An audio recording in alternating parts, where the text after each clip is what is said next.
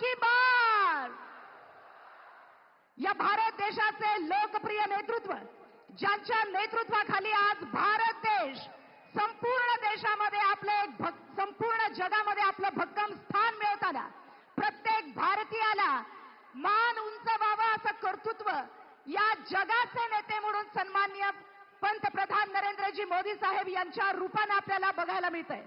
बुलंद विकास पुरुष, कर्मयोगी, प्रखर राष्ट्रभक्त, दूरदृष्टीचे जननायक आणि अब की बार 400 पारचा नारा घेऊन सर्वसामान्यांचं सरकार पुन्हा एकदा भारतामध्ये यावं यासाठी महत्वपूर्ण लढा, आपल्याच माणसांवरती अन्याय करणाऱ्या आपल्याच माणसांच्या विरुद्धचा हा लढा सन्मान्य नरेंद्रजी मोदी साहेब यांच्या नेतृत्वाखाली आपण करतोय.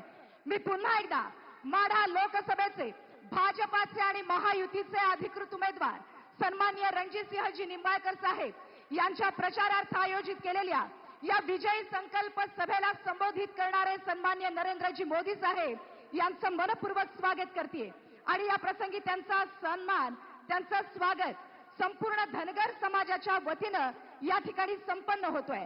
ज्यांनी काल धनगर समाजाचा फेटा, काठी आणि घोंगडं नाकारलं, त्याच फेटा आणि काठी घोंगड्यानं पंतप्रधान नरेंद्रजी मोदी साहेब यांचं स्वागत धनगर समाजाच्या वतीनं इथं होतंय आणि हा सन्मान करतायत आमदार गोपीचंद पडळकर, सन्माननीय आप्पासाहेब देशमुख, सन्माननीय सोमनाथ ताता वाघमोडे आणि अर्जुनजी काळे.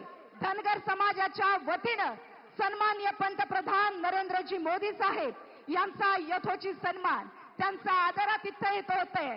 बोला येळकोट येळकोट, येळकोट येळकोट.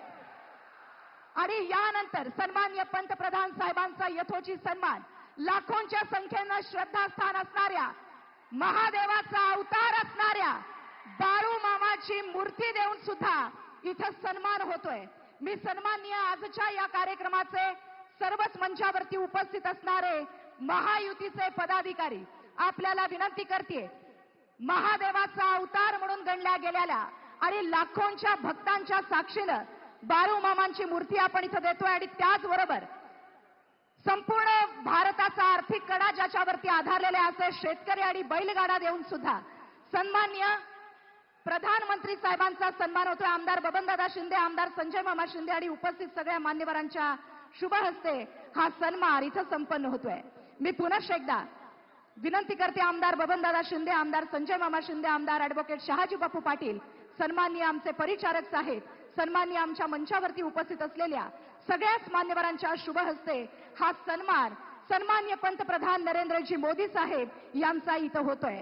आमदार गोपीचंद पडळकर, आमदार जयकुमार गोरे, आमदार परिचारक साहेब आणि मंचावरती उपस्थित असलेल्या सगळ्याच मान्यवरांच्या शुभ हस्ते इथं होत आहे. बोला जोरदार टाळ्याने आपण पुन्हा एकदा आपल्या लाडक्या पंतप्रधानांचं इथं स्वागत करूया आणि मी त्यांचं पुन्हा एकदा स्वागत करते. आणि यानंतर जशी वारकऱ्यांच्या भक्तीशिवाय पंढरीचा पांडुरंग नाही, जशी वारकऱ्यांच्या भक्तीशिवाय पंढरीचा पांडुरंग नाही, तसंच फडणवीस साहेबांच्या नेतृत्वाशिवाय महाराष्ट्राचा विकास नाही. आणि अशा या महाराष्ट्राच्या विकासाचा ढाण्यावाद महाराष्ट्र राज्याचे लाडके उपमुख्यमंत्री नामदार देवेंद्रजी फडणवीस साहेब आपल्याला संबोधित करतायत. जोरदार टाळ्यांनी आपण स्वागत करूयात सन्माननीय फडणवीस साहेब.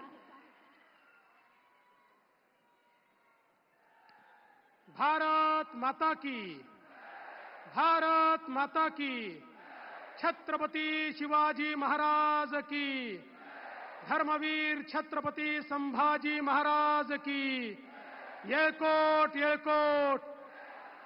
बाळू मामाच्या नावानं मंचावर उपस्थित असलेले अखिल विश्वातील सर्वाधिक लोकप्रिय नेते, आपल्या सर्वांचे नेते आणि भारताचे प्रधानमंत्री माननीय नरेंद्र मोदीजींचं आपल्या सगळ्यांच्या वतीनं मी या ठिकाणी स्वागत करतो.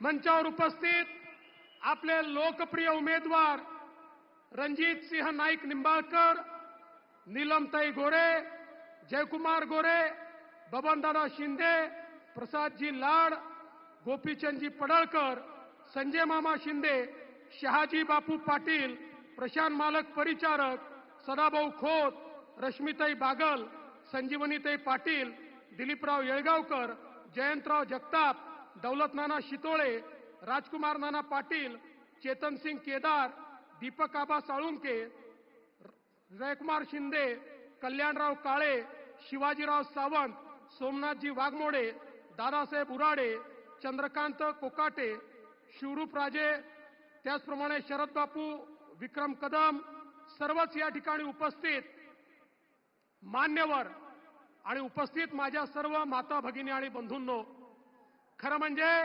इतक्या विराट संख्येने आपण सगळे लोक या ठिकाणी एकत्रित आला आहात.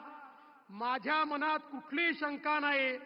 पुन्हा एकदा म्हाडा मतदारसंघातनं रणजित सिंग नाईक निंबाळकरच निवडून येणार.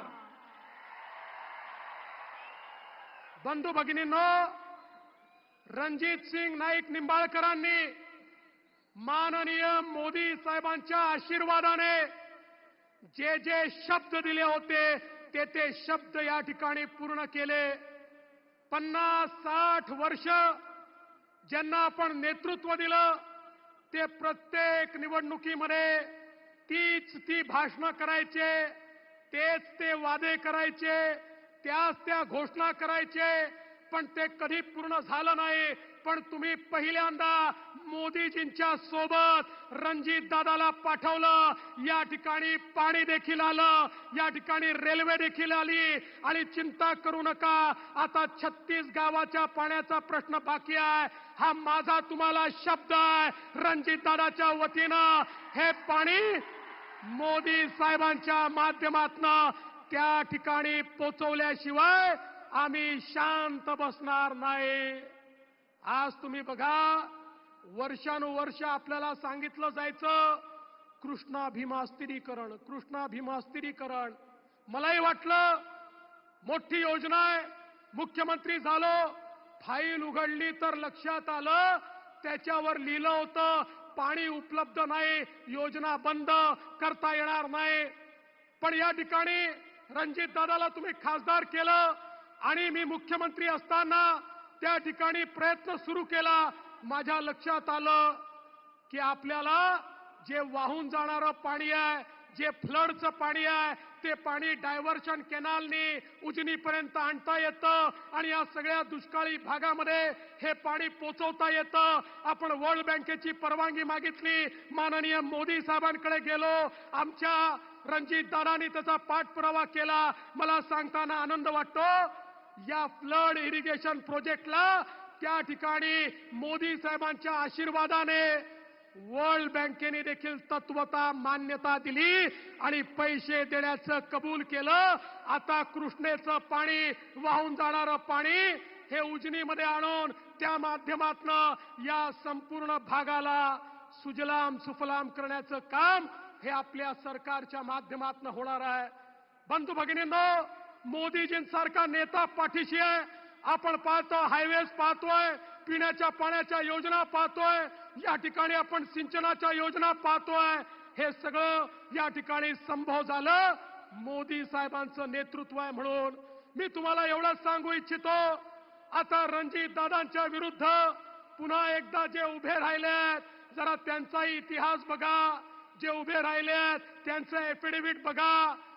मी तुम्हाला एक शब्द देतो, या तालुक्याला त्यांच्या दहशतीतून मी मुक्त करणार आहे, मुक्त करणार आहे.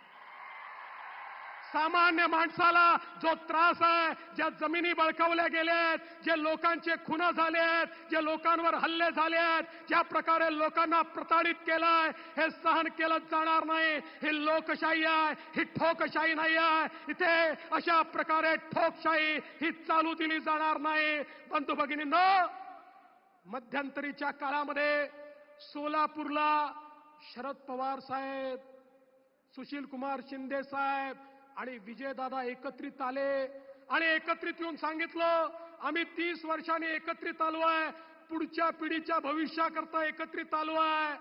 तुम्हाला वाटलं पुढची पिढी म्हणजे तुम्ही, पुढची पिढी म्हणजे तुम्ही नाही, तुमच्या भविष्याकरता नाही, पवार साहेब सुप्रियाताईच्या भविष्याकरता, सुशील कुमार शिंदे त्यांच्या मुलीच्या भविष्याकरता आणि विजय दादा हे धैर्यशील आणि रणजित दादाच्या भविष्याकरता त्या ठिकाणी एकत्रित आले, तुमच्या भविष्याकरता एकत्रित आले नाही. आज आमचा रामोशी समाज या ठिकाणी आहे, एक प्रामाणिक समाज आहे. या समाजाला ज्या प्रकारे वापर करून या समाजाचं या ठिकाणी अधपतन करण्याचा जो प्रयत्न झाला, आता त्याचाही मुकाबला केला जाईल आणि रामोशी समाजाच्या पाठीशी, धनगर समाजाच्या पाठीशी आणि सर्व समाजाच्या पाठीशी पूर्ण आमची महायुती उभी राहील एवढंच सांगतो. पुन्हा एकदा आपल्या सगळ्यांच्या वतीनं माननीय मोदी साहेबांचं या ठिकाणी स्वागत करतो आणि रणजित दादांना पुन्हा दिल्लीला पाठवा.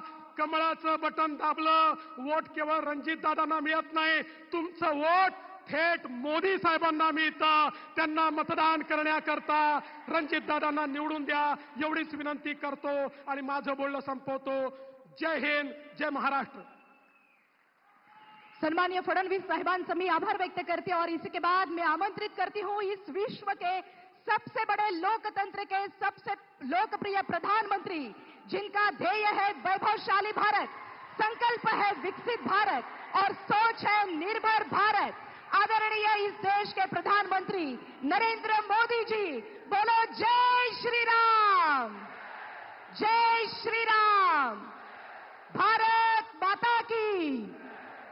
सम्मानीय मैं मोदी साहब को निवेदन करती हूं इस सभा को संबोधित करें.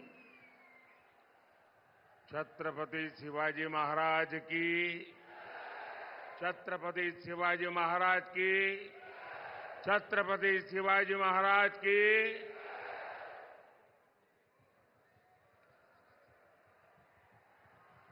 इथे मंचावर खासदार आहे,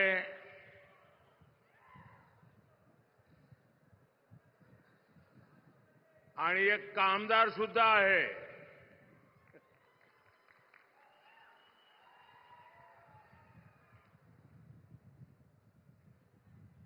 यहां बोलते ना येलकोट येलकोट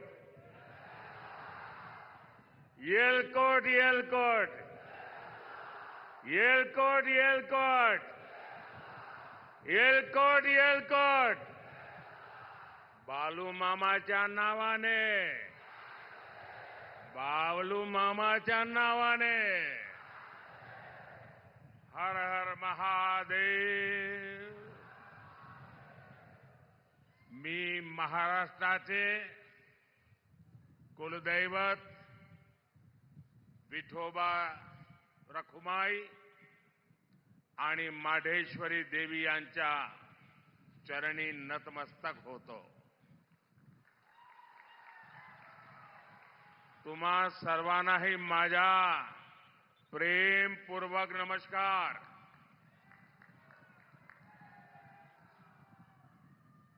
छत्रपति शिवाजी महाराज की इस पवित्र भूमि को मैं श्रद्धापूर्वक नमन करता हूं. ये धरती संतों की है. वारकरी संप्रदाय,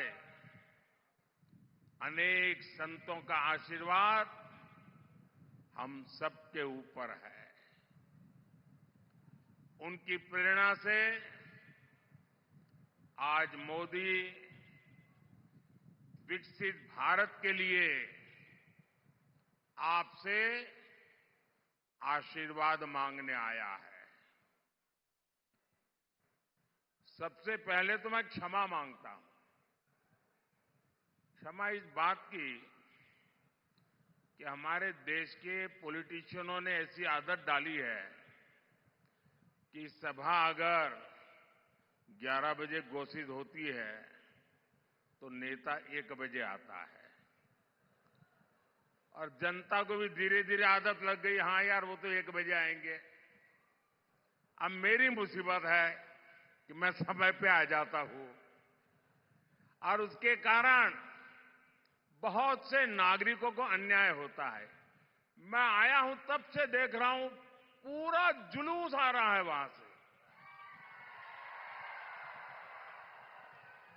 अब इतनी बड़ी तादाद में जो लोग आ रहे हैं, मैं उनको मेरी बात नहीं कह पाऊंगा, इसलिए जो अभी पहुंचे नहीं हैं, मैं उनकी भी पहले से क्षमा मांगता हूं, क्योंकि आगे के कार्यक्रम में जाने के लिए मैं अपनी बात करके चला जाऊंगा।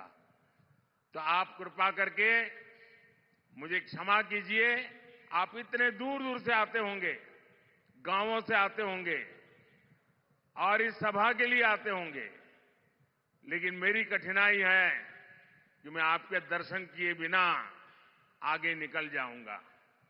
तो मैं क्षमा मांग करके मेरी बात शुरू करता हूं।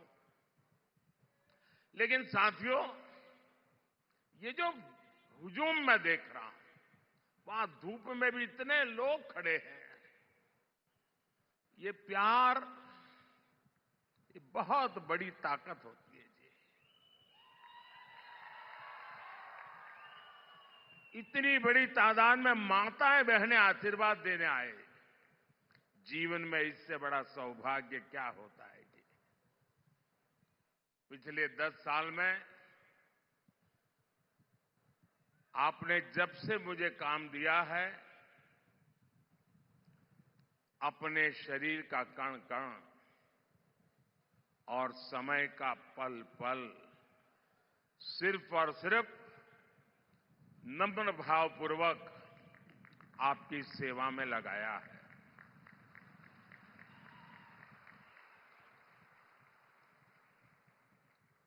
आज देश के लोग, महाराष्ट्र के लोग मोदी सरकार के 10 साल और कांग्रेस सरकार के 60 साल में अंतर देख रहे हैं। जो कांग्रेस 60 साल पंचायत से लेकर के पार्लियामेंट तक उन्हीं का राज था और किसी की आवाज ही नहीं थी, विपक्ष तो था ही नहीं, और मीडिया भी बहुत छोटा था उस समय। लेकिन 60 साल में जो नहीं कर पाए, ये आपके सेवक ने 10 साल में करके दिखाया है।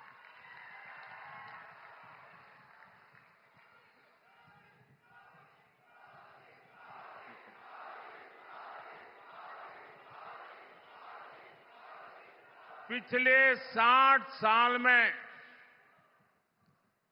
आपने कई बार कांग्रेस के सभी प्रधानमंत्रियों के मुंह से, उनके सभी नेताओं के मुंह से एक ही बात सुनी होगी, गरीबी हटाएंगे, गरीबी हटाएंगे, गरीब माला जपते रहते ना, और हर चुनाव में गरीब गरीब गरीब गरीब गरीब गरीब गरीब गरीब गरीब गरीब गरीब गरीब गरीब, यही माला जपते रहते थे।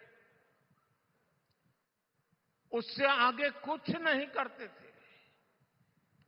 आपके आशीर्वाद से, आपके सहयोग से, और आपने मुझे जो कुछ भी शिक्षा दीक्षा दी है, उसके कारण 10 साल में इस देश के 25 करोड़ लोगों को गरीबी से बाहर निकालने में हमें सफलता मिली है। भाइयों बहनों, आप मुझे बताइए, कोई अगर गरीबी से मुक्त होता है तो आपको अच्छा लगता है कि नहीं लगता है? कोई गरीब का भला हो तो आपको अच्छा लगता है कि नहीं लगता है? जरा माताएं बहनें बताएं, अच्छा लगता है कि नहीं लगता है? अच्छा लगता है। अगर किसी को गरीबी से बाहर निकालते हैं तो हमें पुण्य मिलता है कि नहीं मिलता है? पुण्य मिलता है कि नहीं मिलता है? ये 25 करोड़ लोग गरीबी से बाहर निकले तो इसका पुण्य किसको मिलेगा?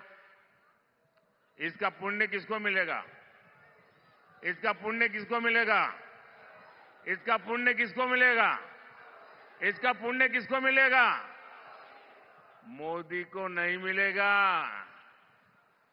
ये जो 25 करोड़ गरीबी से बाहर आए हैं ना, वो जो आशीर्वाद दे रहे हैं उस पुण्य के हकदार सिर्फ और सिर्फ आप लोग हैं, क्योंकि आपने वोट देकर मोदी को ये काम करने के लिए कहा था।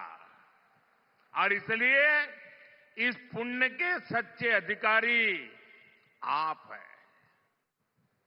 आज 80 करोड़ देशवासियों को उनकी थाली भरी हुई रहती है, उनका चूल्हा जलता रहता है, उनका बच्चा भूखा नहीं सोता है, 80 करोड़ लोगों को मुफ्त खाना मिलता है। इसका पुण्य किसको मिलता है? आपको मिलता है। आपने मोदी को वोट देकर के ये पुण्य कार्य करने के लिए भेजा है। साथियों, जब देश में मजबूत सरकार होती है तो उसका ध्यान वर्तमान के साथ ही भविष्य की योजनाओं पर भी होता है।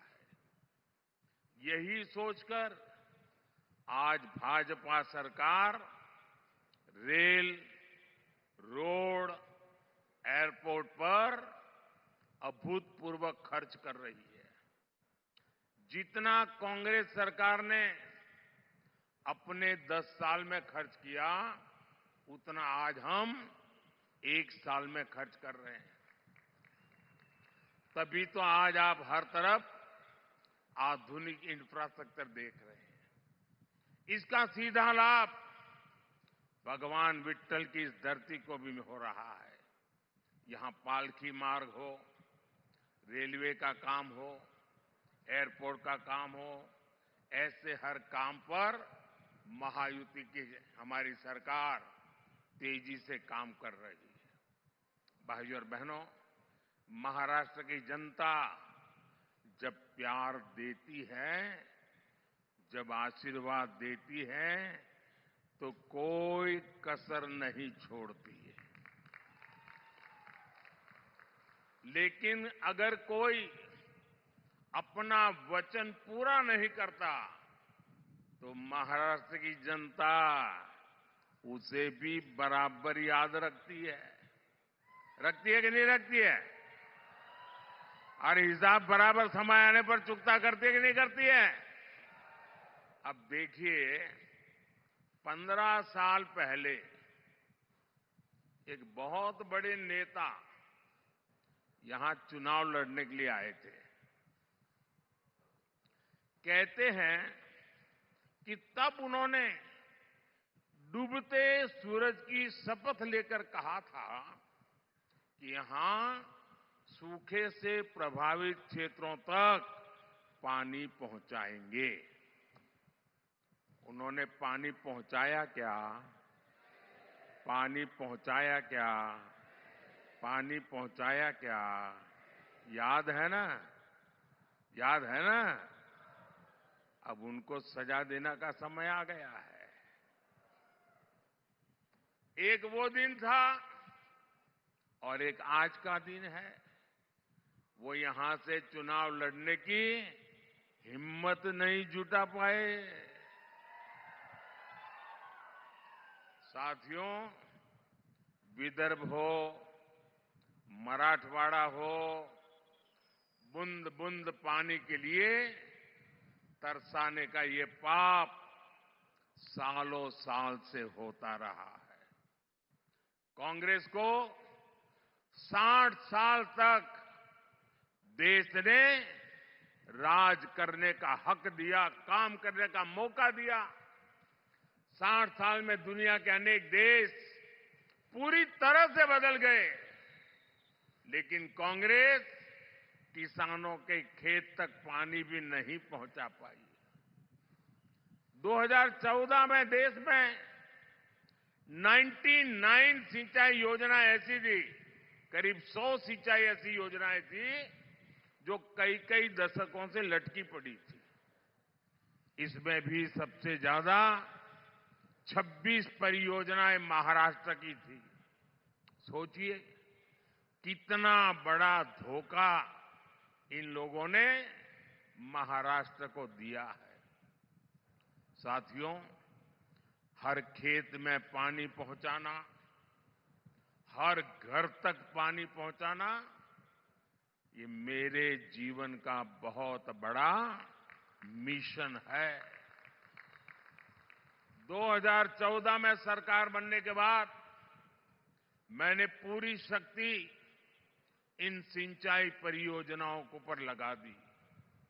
आज कांग्रेस की लटकाई वो करीब 100 सिंचाई परियोजनाओं से 63 परियोजनाएं पूरी हो चुकी है। जिस नीलवांडे डैम का इंतजार 50 सालों से हो रहा था, उसे हमने पूरा करवाया। गौसीखुर्द परियोजना का ज्यादातर काम एकनाथ जी, अजित दादा और देवेंद्र जी की टीम तेजी से पूरा कर रही है। हमारी सरकार 5 साल में ही 11 करोड़ से ज्यादा घरों तक नल से जल पहुंचा चुकी है। 10 साल में माइक्रो इरिगेशन का दायरा भी 2 गुने से अधिक बढ़ा है। इसका लाभ यहां केले की पैदावार से जुड़े किसानों को भी हो रहा है। साथियों, जब देश की आजादी के 75 साल हुए, इतना बड़ा उत्सव था, कोई और नेता होता तो क्या करता? कोई एक बड़ा स्तंभ खड़ा कर देता, उस पर अपना नाम लिखवा देता, कोई ऐसी चीज बना कर देगा, खुद के नाम पर जड़ देता। लेकिन देश जब आजादी के 75 साल मना रहा था, तब मोदी को खुद के लिए कुछ करने का विचार नहीं आया, सरकार का नाम कमाने का विचार नहीं आया। तब मैंने संकल्प लिया था कि देश के हर जिले में 75 साल के निमित्त 75 अमृत सरोवर बनवाऊंगा। अमृत सरोवर अभियान के तहत अनेकों अमृत सरोवर देश के हर जिले में बने हैं। ये अमृत सरोवर मेरे दिमाग में मेरा किसान था, मेरे दिमाग में खेत था, मेरे दिमाग में सूखे खेतों को पानी पहुंचाने का एक संकल्प था।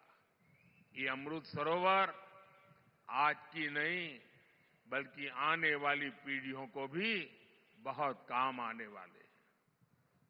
साथियों, ये हमारा महाराष्ट्र तो सहकारिता की धरती है। यहां के हमारे शुगर कोऑपरेटिव की किसानों को सशक्त करने में बहुत बड़ी भूमिका रही है। मोदी देश की पूरी ग्रामीण अर्थव्यवस्था में सहकारिता के दायरे को बढ़ाने के लिए प्रतिबद्ध है। इसलिए 2019 में जब आपने फिर पूर्ण बहुमत की सरकार बनाई, तो हमने पहली बार देश में सहकारिता के लिए अलग मंत्रालय बनाया, अलग मिनिस्ट्री बनाई। हमने देश भर में 10,000 किसान उत्पादक संघ एफपीओ बनाने का अभियान शुरू किया, जिसमें से 8,000 बन भी चुके हैं। यहां महाराष्ट्र में एफपीओ शानदार काम कर रहे हैं।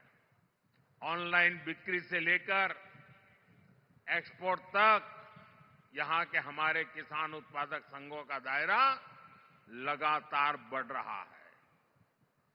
ये हमारी पीएसएस, उनको भी मजबूत किए जा रहा है। इनको सरकार की अनेक दूसरी योजनाओं की सेवाएं देने के लिए भी तैयार किया जा रहा है। आने वाले 5 वर्षों में सरकार का लक्ष्य 2 लाख सहकारी समितियां बनाने का है। साथियों, आप सभी जानते हैं कि जो छोटा किसान होता है, उसके पास भंडारण की पर्याप्त सुविधा नहीं होती है। इसलिए उसे मजबूरी में कम दाम पर अपनी उपज बेचनी पड़ती है। अब हमने दुनिया की सबसे बड़ी अन्न भंडारण योजना पर काम शुरू किया है। इसकी जिम्मेदारी भी सहकारी संस्थाओं को दी गई है।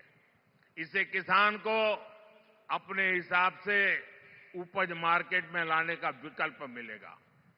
बीजेपी ने अपने संकल्प पत्र में प्याज, टमाटर और आलू किसानों की उपज की भी चिंता की है।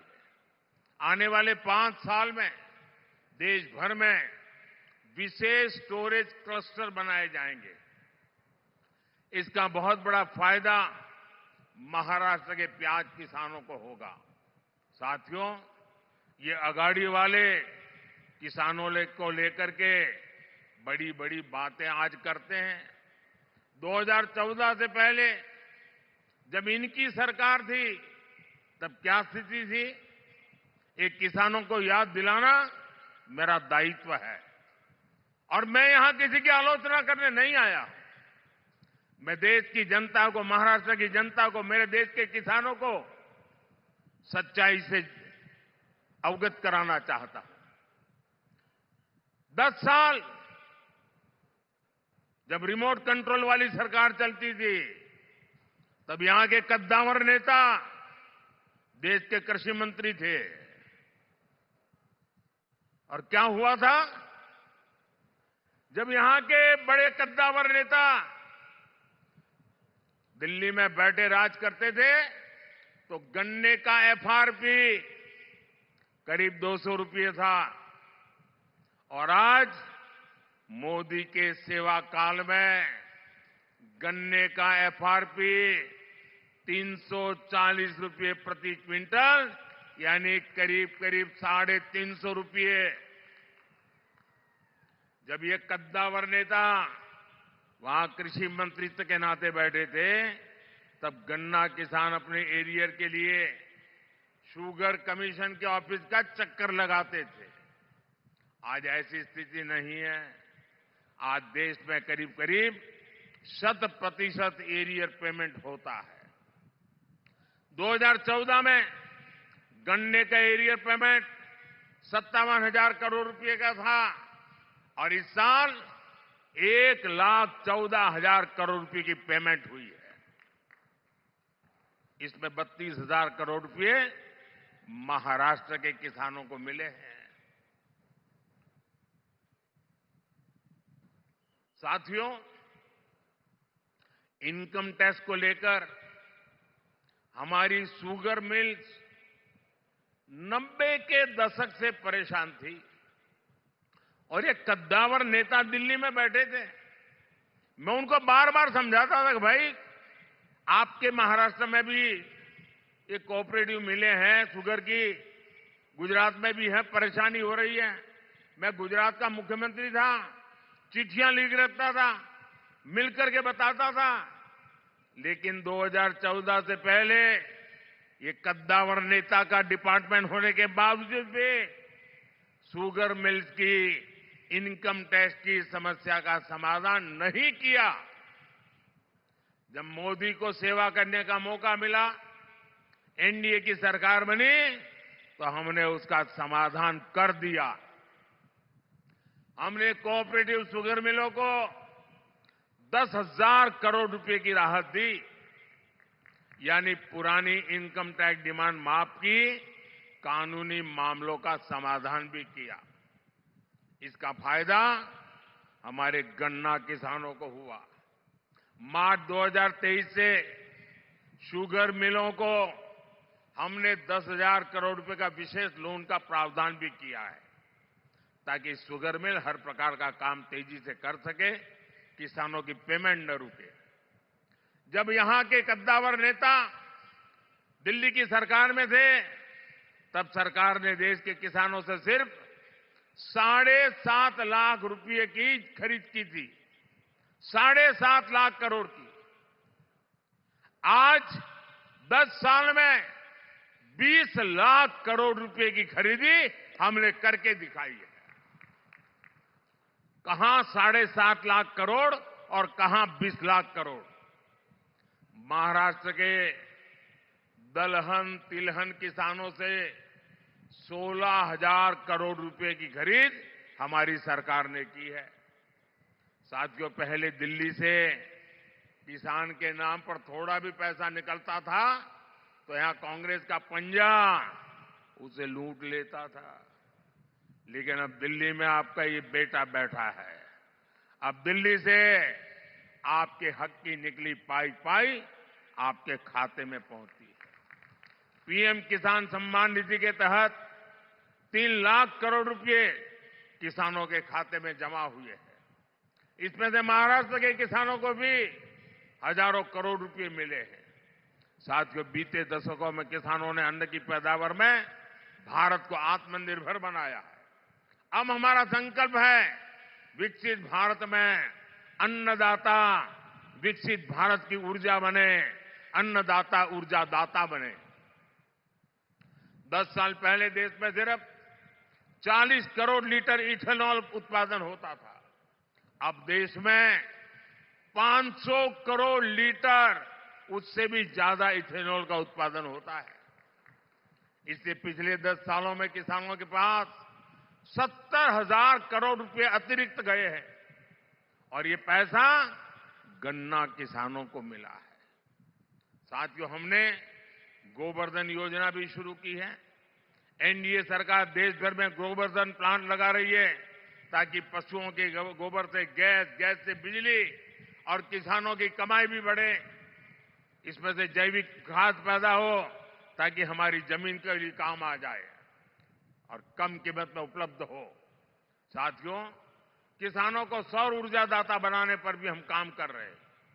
पीएम कुसुम योजना से सोलर पंप के लिए खाली पड़ी जमीन में छोटा सा सोलर प्लांट लगाने के लिए सरकार मदद दे रही है। इससे किसान मुफ्त बिजली भी उपयोग कर पाएगा और बाकी बिजली सरकार खरीदेगी। अब तो मोदी ने हर परिवार के बिजली बिल को 0 करने का बीड़ा उठाया है। पीएम सूर्य घर मुफ्त बिजली योजना बनाने के पीछे यही उद्देश्य है। इसके तहत घर की छत पर सोलर पैनल लगाने के लिए सरकार मदद करेगी, बैंक खाते में पैसा डालेगी। जितनी जरूरत हो उतनी मुफ्त बिजली का उपयोग करो और बाकी बिजली सरकार को बेच दो, कमाई करो। यानी बिल भी 0 और बिजली से कमाई भी। ये होता है मोदी की गारंटी का मतलब।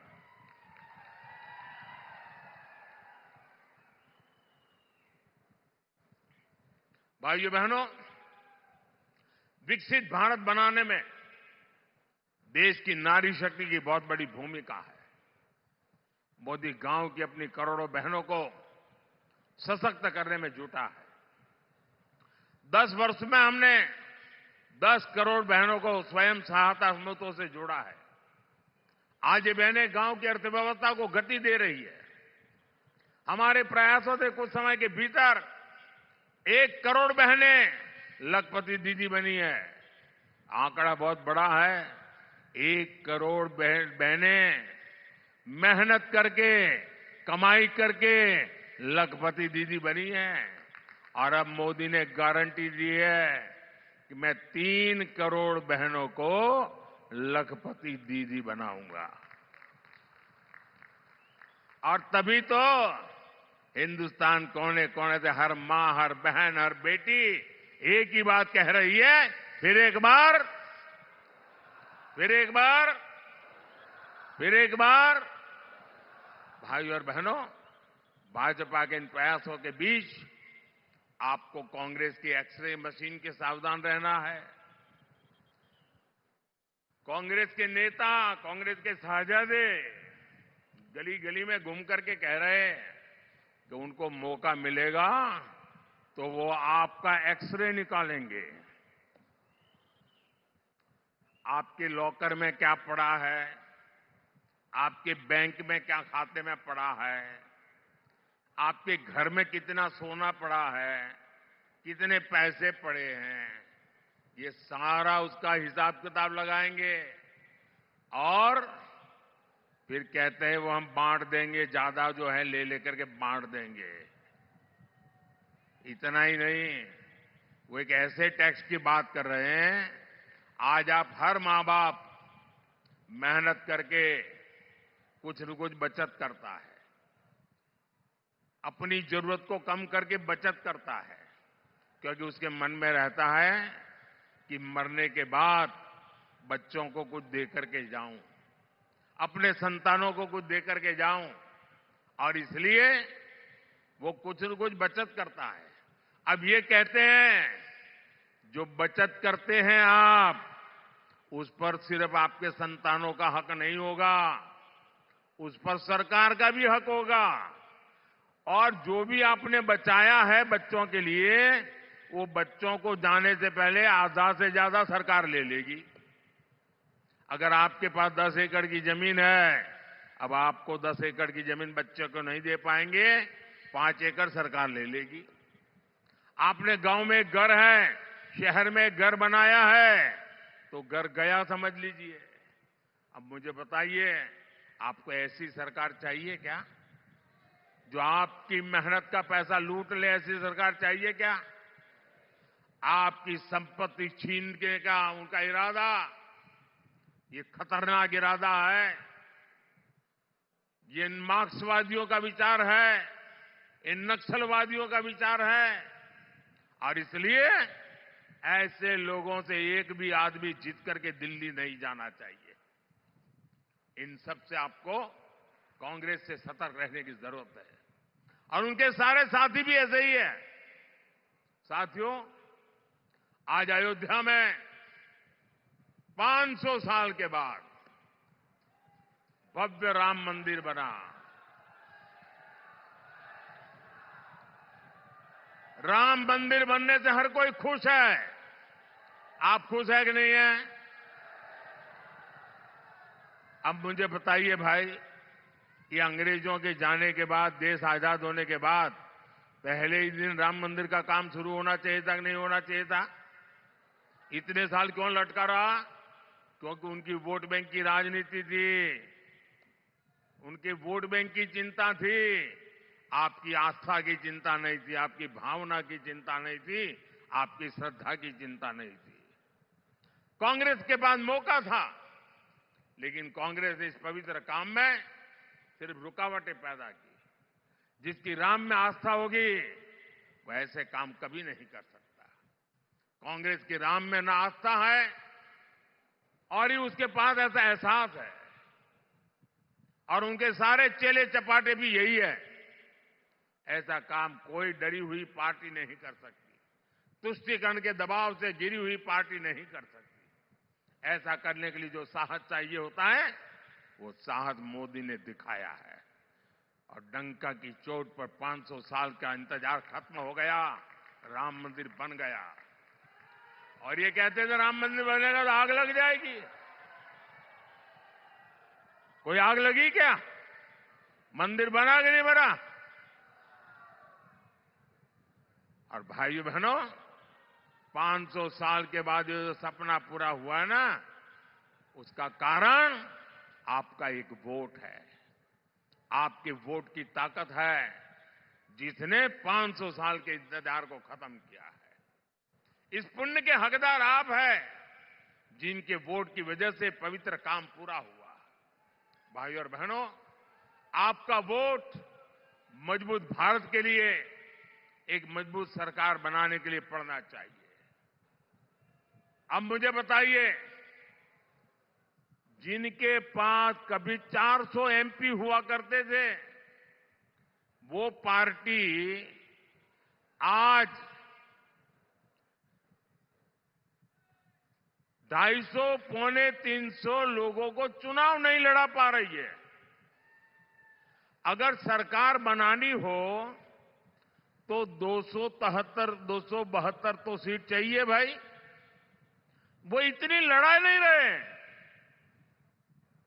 तो सरकार बनेगी कैसे? जीतेगी कैसे? और इसलिए जो सरकार बनाने के लिए लड़ ही नहीं रहे हैं, तो उनके लिए आपका वोट बर्बाद करने की जरूरत क्या है?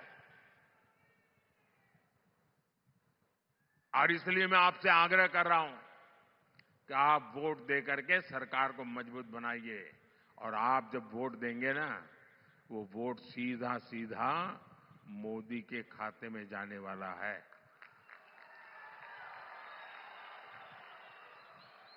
7 मई को गर्मी कितनी ही क्यों न हो, पहले मतदान फिर जलपान। मतदान किए बिना जलपान नहीं करेंगे, ये हमें संकल्प करना है। 7 मई को मेरे साथी रंजीत नायक निंबाळकर जी को आप जो वोट डालेंगे वो मोदी की शक्ति बढ़ाएगा। माढ़ा के लोगों से मेरा एक आग्रह और है, आप इनको तो जिताइए, लेकिन मेरा एक और काम करिए। यहां से जाने के बाद गांव में, मोहल्ले में, परिवार में सबको बताना कि अपने मोदी जी आए थे और मोदी जी ने आपको नमस्कार भेजा है, प्रणाम भेजा है। मेरा प्रणाम पहुंचा देंगे, सभी को मेरा प्रणाम पहुंचा देंगे। मेरे साथ बोलिए, भारत माता की, भारत माता की, भारत माता की। बहुत बहुत धन्यवाद। या महाविजय संकल्प सभेला संबोधित करणारे आदरणीय देशाचे लाडके पंतप्रधान नरेंद्रजी मोदी साहेब यांचं या ठिकाणी मी मनपूर्वक आभार व्यक्त करते। आणि या महाविजय संकल्प सभेला उपस्थित असणाऱ्या सन्माननीय रश्मी दीदी बागल यांना मी विनंती करते, त्यांनी कार्यक्रमाचं आभार प्रदर्शन व्यक्त करावं। आजच्या कार्यक्रमाच्या निमित्तानं आपल्या सगळ्यांचे नेते आदरणीय नरेंद्रजी मोदी भाई यांनी आज आपल्या इथे येऊन मनोगत व्यक्त केलं, आपल्या सगळ्यांना आशीर्वाद दिला, आपल्या सगळ्यांना आपला नमस्कार पोहोचवण्यासाठी सांगितलं। मी त्यांचे मनपूर्वक आभार व्यक्त करते। त्याचबरोबर महायुतीच्या सर्वच घटक पक्षाच्या सर्व सहकाऱ्यांचे इथं आल्याबद्दल आभार व्यक्त करून येत्या 7 तारखेला आदरणीय रणजितसिंह नाईक निंबाळकर साहेबांच्या कमळ या चिन्हावर समोरचं बटन दाबून आपण सगळ्यांनी त्यांना बहुमतानं निवडून द्यावं अशी आम्हा सर्वांच्या वतीनं विनंती करून आपल्या सगळ्यांचे आभार मानून हा कार्यक्रम संपला असं जाहीर करते।